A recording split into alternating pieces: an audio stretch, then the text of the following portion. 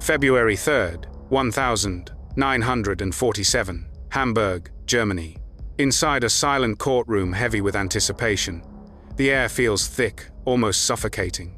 The echoes of testimony still linger, voices of survivors who had described a place where fear was routine and suffering was methodical. Outside, winter clings to the city, but inside, something colder is about to unfold. 16 defendants stand before a British military tribunal. Among them is a young woman, calm, composed, almost detached. Her name is Dorothea Binz. For weeks, witnesses had spoken of Ravensbrück, the largest concentration camp for women in Nazi Germany. They spoke of discipline, enforced through cruelty, of authority twisted into something unrecognizable. And again, one name surfaced: hers. Now, the verdict is about to be read. For some, this is justice. For others, it is only the beginning of understanding what truly happened behind those barbed wires. Dorothea Binz was born on March 16, 1920, in the small rural settlement of Dusterlake, near Fürstenberg, in what was then the fragile democracy of the Weimar Republic. She was the second daughter of a forest worker, raised in a modest household shaped by discipline, routine, and limited opportunity. Nothing in her early surroundings suggested notoriety. Nothing marked her as someone who would one day stand at the center of one of history's darkest institutions. She attended local schools, growing up in a Germany still recovering from the trauma of the First World War. But her adolescence coincided with a far more transformative shift. In January 1933, when she was just 14 years old, Adolf Hitler rose to power. What followed was not just political change, but a complete reshaping of reality itself. The world around her began to speak with one voice. Classrooms, radio broadcasts, newspapers, even public spaces, everything echoed the same message: loyalty, obedience, destiny. Children were no longer just educated, they were molded. Praising Hitler became routine. Questioning was no longer encouraged. For a teenager like Binz, this environment did not feel oppressive, it felt normal. And within that normalization lay something more dangerous than ideology itself: the quiet erasure of moral boundaries. By the late 1930s, Germany had become a society where conformity was not simply expected, it was rewarded. For young women like Dorothea Binz, the regime offered something more than ideology. It offered direction, identity, and a path upward in a rigid social structure that left little room for advancement. In August 1939, at just 19 years old, Binz made a decision that would define the rest of her life. Seeking to avoid factory labor, she applied for a position at Ravensbrück concentration camp. The role she initially wanted, kitchen work, was already filled.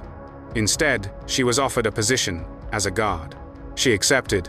Ravensbrück had only recently opened, designed as the central camp for female prisoners within the expanding Nazi camp system. It required staff who could enforce order, maintain discipline, and carry out directives without hesitation. For Binz, this was not presented as cruelty.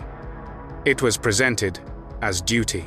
Immersed in the structure of the camp, she entered a closed world where authority operated without oversight and empathy was gradually replaced by efficiency.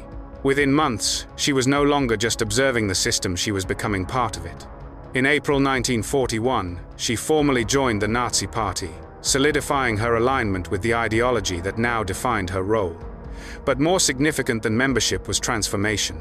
Under the influence of senior figures such as Maria Mandel, discipline evolved into something harsher, more absolute.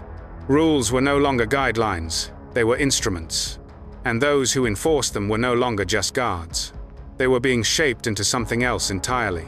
When war engulfed Europe, Ravensbrück expanded with it. By late 1939, Dorothea Binz had already begun supervising small groups of prisoners assigned to physical labor, cutting wood, carrying materials, clearing debris. The work was relentless, but what defined the environment was not the labor itself. It was the constant pressure, the unspoken understanding that any perceived failure could bring consequences without warning. In August or September 1940, Binz was promoted to deputy head of the camp's punishment, Block the Bunker. It was a place set apart even within Ravensbrück, where those accused of violating camp regulations were held. Inside, discipline took on a different form. Punishment was no longer corrective. It became absolute. Under the authority of her superior, Maria Mandl, Binz took part in administering corporal punishment. The process was systematic. Prisoners were brought in, accused, and punished. There was no appeal, no external oversight, only the enforcement of rules that grew increasingly severe. By April 1942, when Mandl was elevated to chief overseer, Binz assumed control of the bunker. With that authority came autonomy. Decisions no longer required instruction. They were made on the spot, shaped by the logic of the camp itself. Around the same time, she also became involved in selections identifying prisoners deemed unfit for labor. These decisions, presented as administrative necessity, carried irreversible consequences. As the war intensified, so did her position. By 1943, Binz was functioning as deputy chief overseer, a role formalized in early 1944. She was no longer just enforcing discipline, she was shaping it. Over 100 female guards operated under her direction at any given time. Many were new recruits, unfamiliar with the system they had entered. Binz trained them. The training was not limited to procedure, it was psychological. Authority had to be unquestioned. Hesitation had to be eliminated. Through repetition and indoctrination, recruits were taught to see prisoners not as individuals, but as units within a system. Ravensbrück, under this structure, became more than a detention site. It evolved into what survivors would later describe as a training ground, a place where methods were learned, refined, and carried elsewhere. Over time, the camp processed tens of thousands of women from across Europe, Polish, Soviet, Jewish, Romani, and others. The scale grew, and with it, the mechanisms required to control it. Roll calls stretched for hours regardless of weather. Food became increasingly scarce, conditions tightened. Survivors would later recall that when Binz appeared, the atmosphere changed, conversations stopped, movement slowed. There was an immediate awareness of scrutiny, not because of unpredictability, but because of consistency. The system she represented did not fluctuate. It applied pressure evenly, without exception. Interrogations followed a similar pattern. Questions were asked, but answers did not necessarily alter outcomes. Participation in enforcement became routine, embedded into daily operations. Binz was present in many of these processes not as an observer, but as part of the structure that carried them out. Beyond direct oversight, her influence extended through those she trained. Guards who passed through Ravensbrück carried its methods to other camps, replicating the same systems elsewhere. In this way, the camp functioned not only as a place of detention, but as a node within a wider network. By 1944, Ravensbrück entered its final phase. Facilities were expanded, and new mechanisms were introduced to manage those no longer able to work. Selections increased. Administrative decisions accelerated. The distinction between labor and elimination became increasingly narrow, often determined in moments. Throughout this period, Binz remained within the command structure, continuing her role in both management and enforcement. By the time the war approached its end, approximately 132,000 women had passed through Ravensbrück. More than 92,000 of them did not leave. By early 1945, the structure that had sustained Ravensbrück began to fracture. The advance of the Red Army forced rapid evacuations across the camp system. Orders became inconsistent, communication broke down, and the sense of control that had once defined the lager gradually dissolved. Ravensbrück itself was abandoned in stages. By April 30th, when Soviet forces entered the camp, only a few thousand sick and exhausted prisoners remained. Dorothea Binz did not disappear with the retreat. In the months following Germany's surrender, Allied investigators began reconstructing what had happened inside camps like Ravensbrück. Testimonies were gathered, names were identified, and responsibility, once diffused within a vast system, was traced back to individuals. Binz was arrested and brought before a British military tribunal in what became known as the First Ravensbrück Trial, beginning on December 5, 1946.